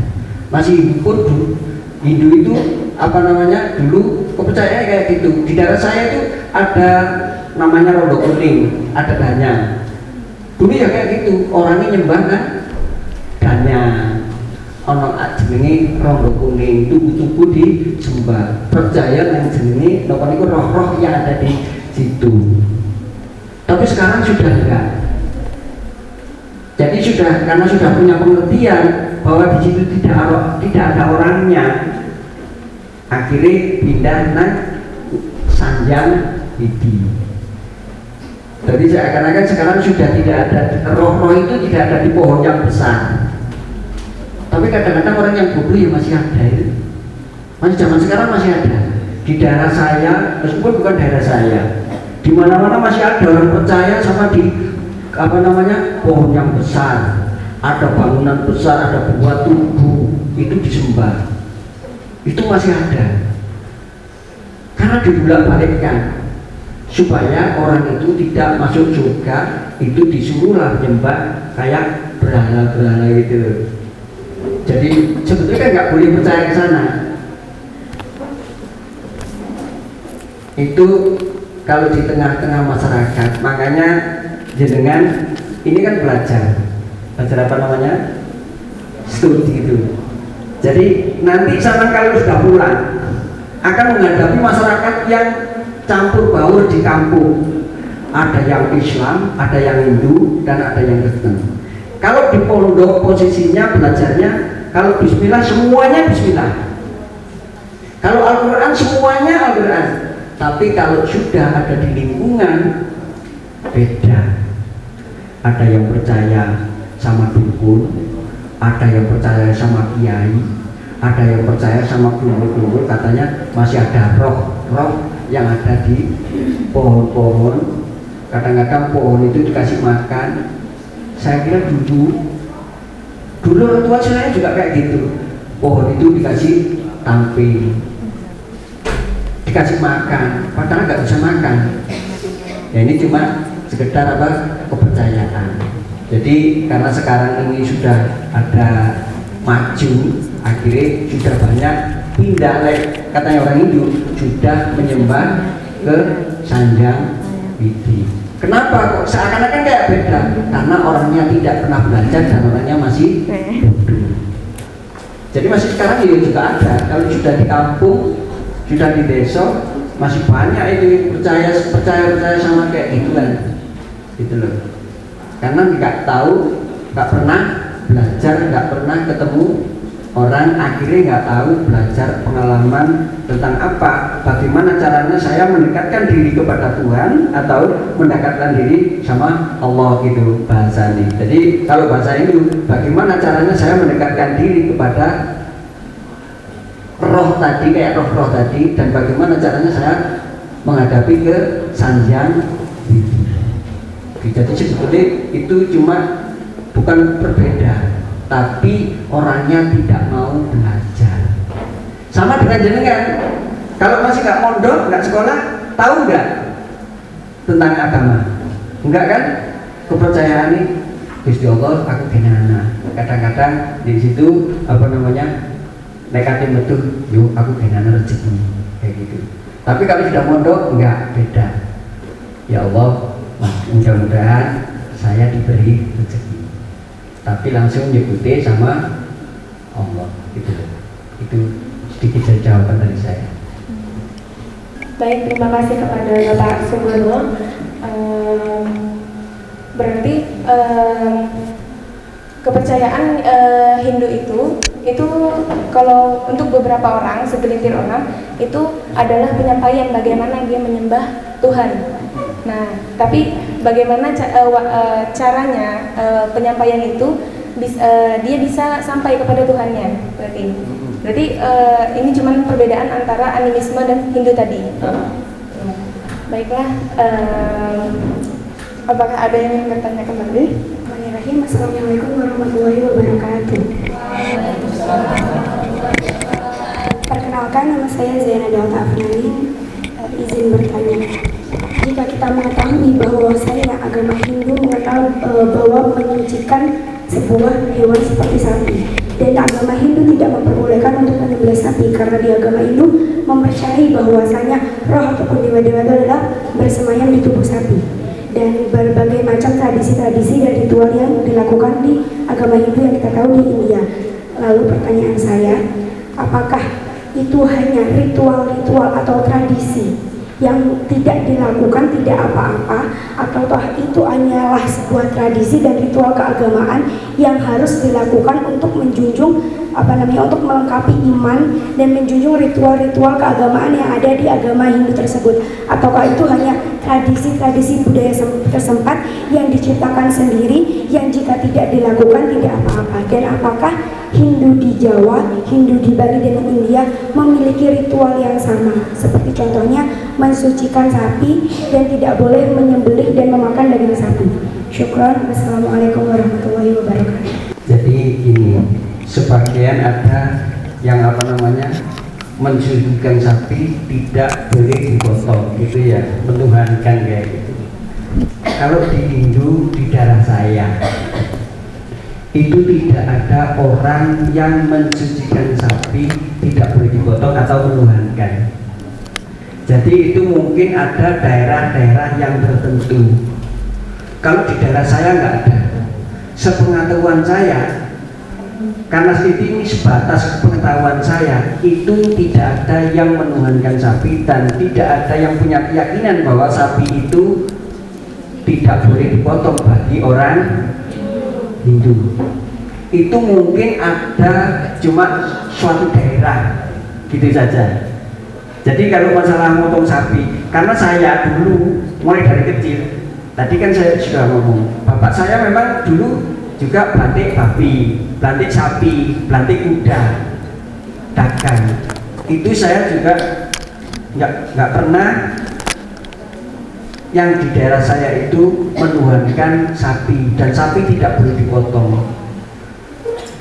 Jadi itu mungkin cuma, ya saya bukan mojokan Hindu sekarang ya, itu mungkin cuma ada suatu daerah.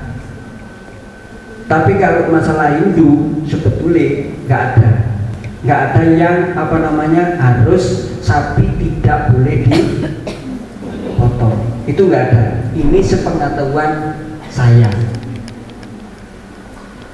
Kalau kayak patung, katanya patung sapi itu memang mungkin ya daerah-daerah lain ada. Tapi kalau di daerah saya dan sepengetahuan saya itu tidak ada orang yang menuhankan sapi dan menyucikan sapi yang tidak boleh dipotong. Itu jawaban dari saya.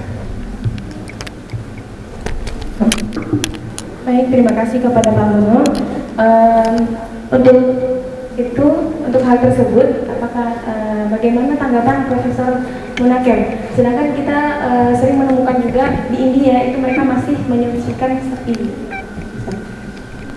Harus dipisahkan antara menghormati dengan menyembah. Karena kalau nanti apa yang tadi disampaikan itu masuk di YouTube, itu akan jadi masalah. Kenapa? Ada kesalahpahaman. Dan saya mengerti apa yang dilakukan oleh orang-orang Hindu sendiri, karena sapi itu salah satu di antara 7 ibu. Orang tua perempuan itu ibu, dan salah satunya sapi itu juga ibu. Jadi bukan menyembah orang tua, bukan menyembah sapi, tapi menghormati sapi dan menghormati ibu. Alasannya sederhana, di dalam kitab Weda itu sapi yang memberikan susu, dan susu itu yang dikonsumsi oleh banyak orang. Dari situlah mereka harus memuliakan sapi. Memuliakan sapi bukan menyembah sapi. Ini menurut pemahaman orang Hindu ya. Sehingga tradisi menyembelih sapi itu memang sangat tidak diperkenankan menyembelih. Meskipun ada yang menyembelih, tapi tidak menyembelih sapi itu bagian dari penghormatan terhadap sapi. Tidak dikonsumsi, dagingnya tidak dimakan, karena bagian dari ibu itu sendiri. Itu yang pertama. Sehingga jangan sampai ada istilah menyembah sapi. Kalau menyembah sapi itu orang Hindu tersinggung, dan kita harus hati-hati menggunakan istilah itu. Apalagi ini masuk ke YouTube, nanti bisa jadi problem. Apalagi saya di sini. Oke, dan teman-teman Hindu saya banyak, dan saya belajar di mana mereka, untuk bisa memahami apa yang mereka yakini dan apa yang mereka pahami. Yang kedua, hal seperti ini juga dipraktekkan pada masa Wali Songo dulu. Orang-orang Jawa dulu yang mayoritas Hindu, ya, ketika dakwah Sunan Kudus di Jawa Tengah, beliau pada masa Idul Adha tidak memotong sapi, tapi memotong kerbau. Sebagai apa? Penghormatan kepada saudara-saudara Hindu supaya tidak menciderai. Kalau itu misal dipraktekkan menyembelih sapi, apa yang terjadi pada masa itu? Pasti akan terjadi chaos dan saling bunuh-bunuhan. Kenapa? Yang satu dengan yang lain saling apa? Klaim. Yang Muslim boleh menyembelih sapi, yang Hindu tidak boleh menyembelih sapi. Kalau sama-sama ngotot, kira-kira apa yang terjadi? Hal seperti ini terjadi pada masa perpisahan antara Pakistan dengan India. Jadi bagaimana caranya supaya orang-orang India itu tersinggung? Maka orang-orang Pakistan membuat pelurunya, ya, itu dengan lemak sapi. Sebaliknya juga begitu. Yang orang-orang Hindu di India pelurunya pakai lemak apa? Babi. Itu yang terjadi clash akhirnya. Kenapa? Sama-sama tidak arif. Paham maksud saya ya? Dari sini kadang-kadang sesuatu yang sifatnya tidak terlalu signifikan kemudian dijadikan alat untuk propaganda. Salah satunya dengan masalah tadi itu. Makanya ini penting untuk dalam memahami komunikasi lintas agama. Kalau saudara tanya, apakah sapi itu memang betul-betul dihormati dalam tradisi Hindu? Ya, penghormatannya dengan cara tidak menyembelih, mayoritas. Sebagaimana keyakinan dalam tradisi Islam, diharamkan menyembelih babi. Begitulah cara masing-masing agama punya tradisi dalam persoalan binatang. Itulah sebabnya kalau kita belajar kitab Weda ataupun belajar kitab Quran, ada sesuatu yang sama, ada sesuatu yang beda. Yang harus dinomorsatukan yang sama itu apa saja, dan apa yang menjadi sebab itu sama, dan kenapa ada sesuatu yang beda, dan akar masalahnya apa, itu perlu dikaji sebetulnya. Dalam konteks di Jawa memang ada keragaman antara Hindu Jawa dengan Hindu Bali, ada keragaman dengan Hindu India, tapi mereka sama dalam penggunaan bahasa Sanskerta. Nah, saya kira demikian ya. Baik, terima kasih Profesor. Berarti kesimpulannya mereka yang mengatakan kalau bahwasanya alasan mereka menghormati sapi adalah karena terdapat roh suci di dalam sapi, itu salah. Tidak benar. Ya, itu tidak benar. Itu karena tradisi orang Hindu yakni menghormati sapi. Baik, tapi terkadang pernah kita jumpai ya Profesor, itu terdapat mereka menghormati sapi dengan cara memberikan sesajen. Apakah itu benar Profesor? Kalau menghormati sapi dengan cara memberikan sesajen tidak ada. Jadi sapi hanya dihormati kalau mereka lewat tidak diganggu. Jadi di India itu sapi kayak seperti kucing, ya, kayak seperti kucing, lewat nggak diganti. Saking begitu hormatnya dengan sapi, kadang-kadang manusia itu harus minggir, ngalah kalau bahasa Jawa. Kalau dia lewat dia harus ngalah. Kenapa? Ibu sedang lewat. Ibu dianggapnya sebagai ibu. Kenapa? Sama seperti dia dilahirkan oleh ibu kandungnya. Karena dari ibu ini kita dapat air susunya. Itu cara bahasanya, ya. Jadi penghormatannya begitu mereka. Ini beda dengan tradisi Islam. Kalau Islam kan memandang sapi itu sama dengan binatang yang lain. Tapi kita sangat harus hati-hati dengan babi. Ya sebetulnya ada bentuk kalau bahasa saya ya kultus dalam tanda kutip, tapi beda cara memberlakukannya. Jadi jangan sampai memahami bahwa di dalam diri sapi itu ada Tuhan yang bersemayam di situ. Enggak, itu tuduhan yang tidak berdasar. Nanti kalau saudara ketemu orang-orang Hindu akan digugat sampai. Benar, serius. Dan kalau itu disebarkan sampean melakukan apa namanya? Iya, sesuatu yang sifatnya menghina, penistaan agama lain. Saya menghindari itu. Kenapa?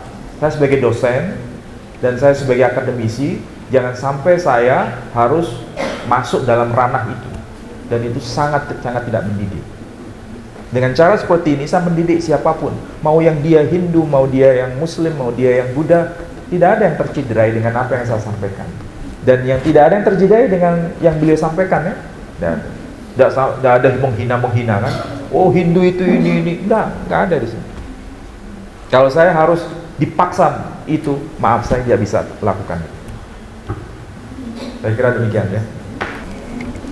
Bismillahirrahmanirrahim. Izin bertanya Ustadz, nama saya Cendikia Olivia. Izin bertanya, di sini agama Islam tadi untuk menyempurnakan agama dan mengoreksi agama-agama yang salah. Tetapi di dalam Al-Quran disebutkan Inna dina indallahil Islam. Pertanyaan saya di sini, apakah adinu itu bisa dipakai oleh agama lain atau hanya oleh agama Islam saja? Karena dalam ayat Al-Quran tadi Inna dina indallahil Islam. Terima kasih Ustadz. Assalamualaikum warahmatullahi wabarakatuh. Ya, ini diskusi menarik. Mari kita berdiskusi. Di dalam Quran ada istilah ad-din, ya. Inna dina indallahil Islam. Pertanyaannya, apakah istilah ad-din itu mutlak hanya harus dipakai hanya kalangan muslim? Itu pertanyaan. Yang kedua, apakah istilah ad-din itu juga dipakai dalam tradisi Arab sebelum Islam? Pertanyaan kedua. Pertanyaan ketiga, apakah boleh agama lain menggunakan istilah ad-din dalam kitab suci mereka ketika diterjemahkan dalam versi bahasa Arab? 3 pertanyaan itu.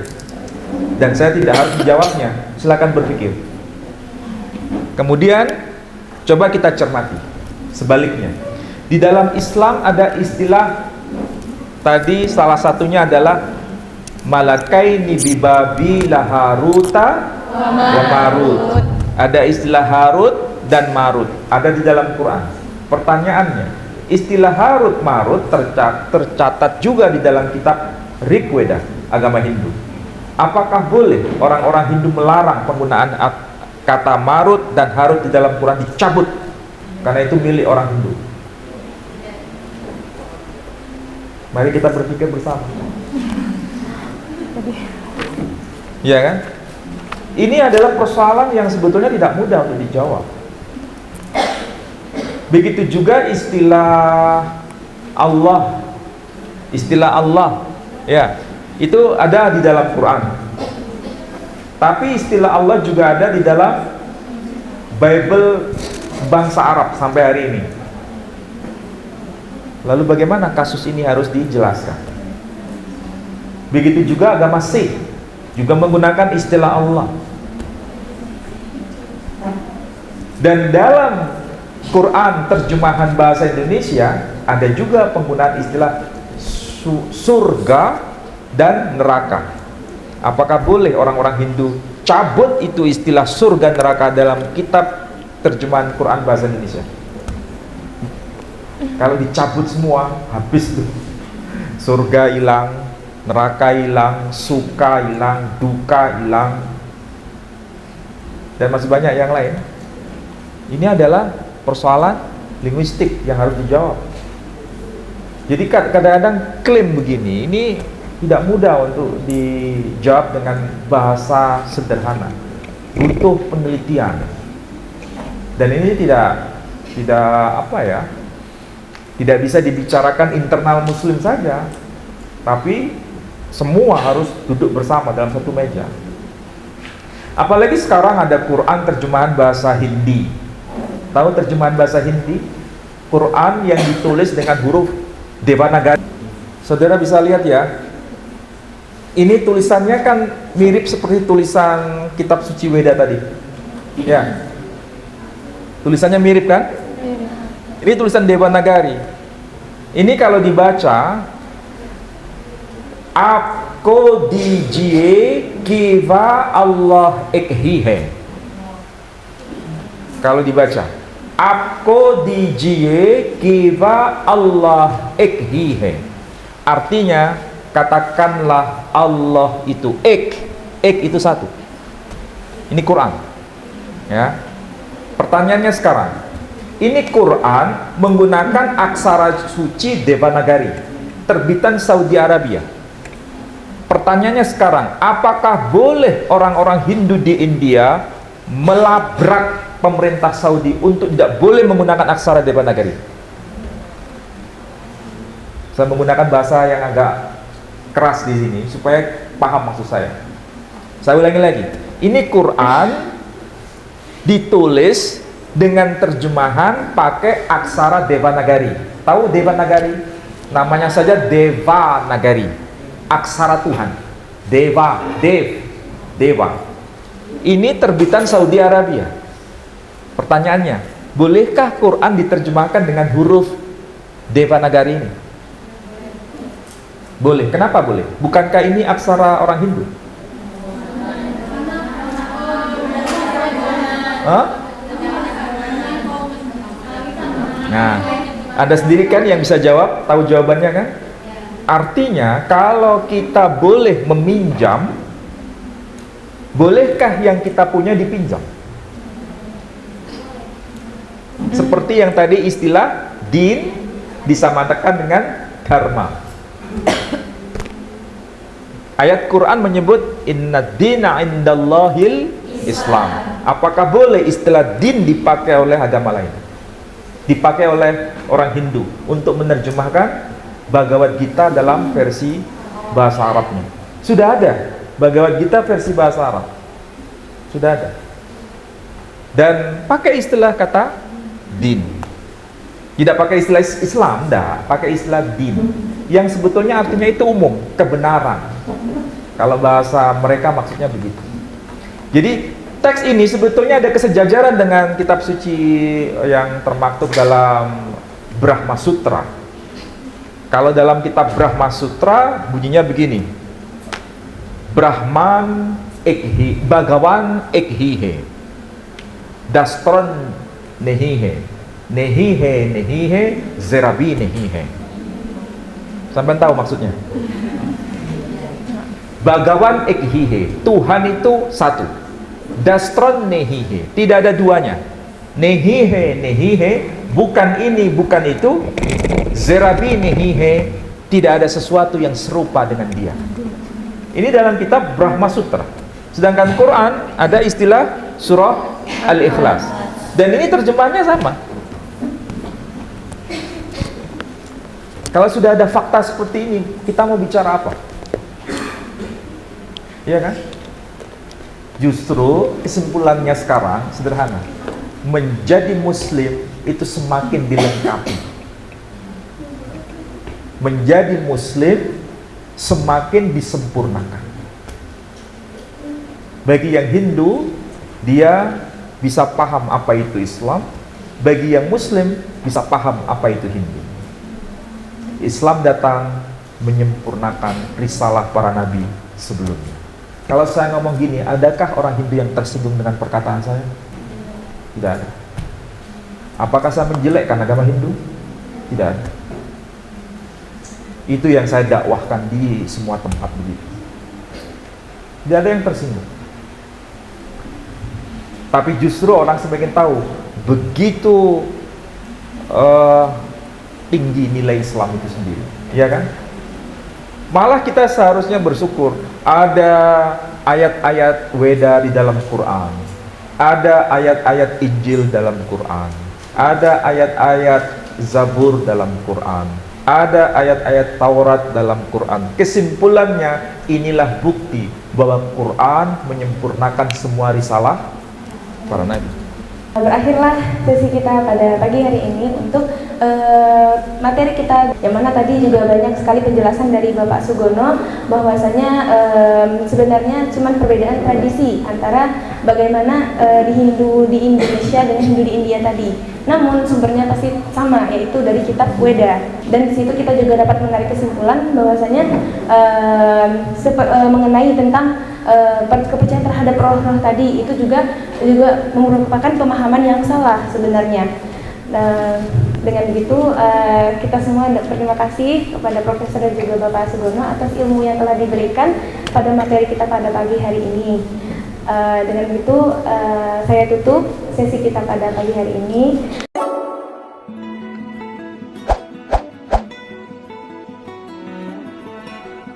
Wah, apa tuh Pak Ustadz? Parfum Hagia Sophia, aromanya aroma Eropa. Oh cakep nih Pak Ustadz. Dari depannya packagingnya bagus, di dalam juga tuh keren banget. Hagia Sophia Alexandria. Ini izin ya Pak Ustadz ya, saya buka ya. Tangan dulu ya.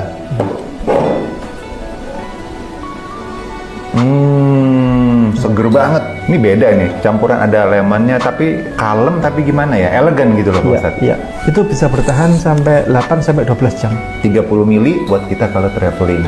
Hagia Sophia Alexandria. Wah ini harus ini punya nih pemirsa nih, ya kan?